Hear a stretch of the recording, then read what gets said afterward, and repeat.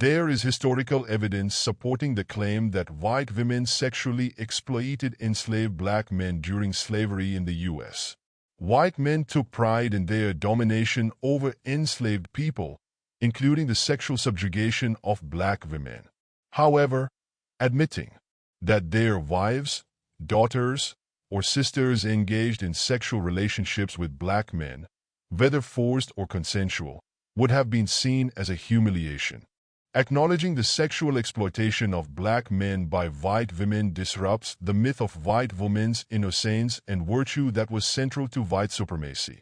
It also challenges the racist idea that white women needed protection from black men, which was used to justify lynchings and segregation laws. Many accounts of these abuses were not recorded in official documents. Instead, they come from personal testimonies of formerly enslaved people, such as those recorded in the Federal Writers Project during the Great Depression. This video presents some key examples, testimonies, and academic sources that highlight this dark chapter of history. During the 1930s, the Federal Writers Project, WPA, conducted interviews with formerly enslaved people. Many of these accounts revealed instances of sexual exploitation by white women. But these stories were often overshadowed by the more widely discussed rape of black women by white men. Charles Coles, an enslaved man interviewed for the WPA narratives, described how a white woman forced him into sexual acts and threatened to have him whipped if he refused. This reflects how enslaved men had no legal protection or way to resist. In his autobiography, Henry Bibb, a formerly enslaved man, detailed how white women often used their power to sexually exploit enslaved men.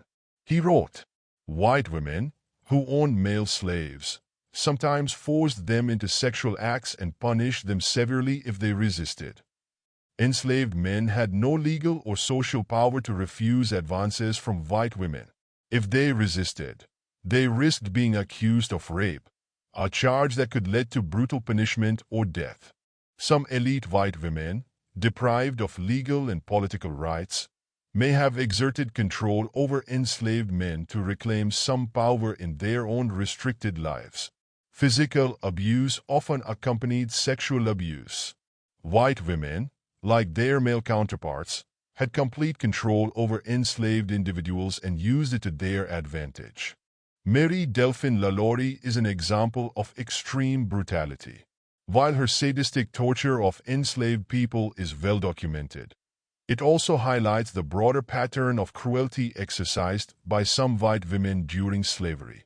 Stephanie E. Jones-Rogers, White Women as Slave Owners in the American South, 2019. Jones-Rogers' book demonstrates that white women were not passive participants in slavery but actively bought, sold, and controlled enslaved people, including using them for sexual purposes.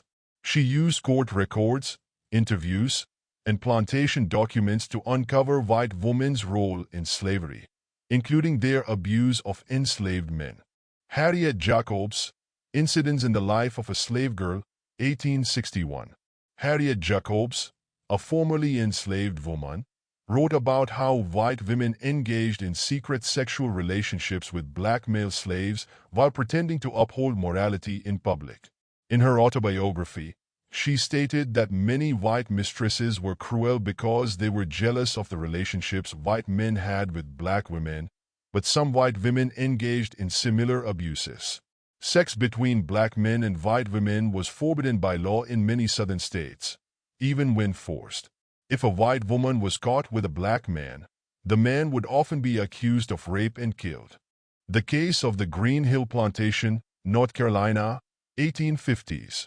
Historical records from Green Hill Plantation in North Carolina mention a white woman who engaged in secret sexual relations with an enslaved man. When her husband found out, she accused the enslaved man of attempted rape, and he was lynched. This was a common tactic used by white women to avoid punishment. The Negro rape myth.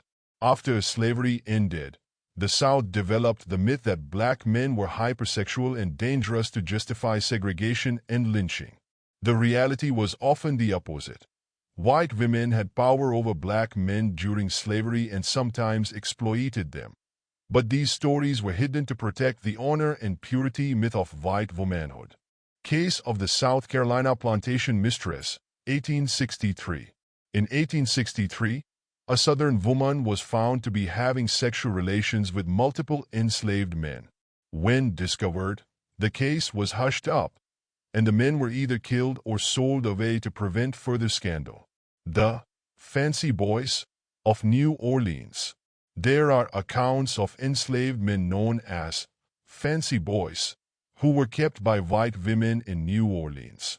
Similar to the way wealthy white men kept fancy girls, enslaved black women for sexual purposes, white women sometimes selected enslaved men for their pleasure, although this was much more secretive due to societal taboos. Enslaved black men were sometimes subjected to medical experiments or denied proper medical care, as their lives were considered expendable. Enslaved black men were forced to labor in plantations, businesses, and homes for white women's financial benefit, without any compensation or recognition. If you like this video, please encourage our team by clicking like button and subscribe our channel. This will motivate us to make more such videos.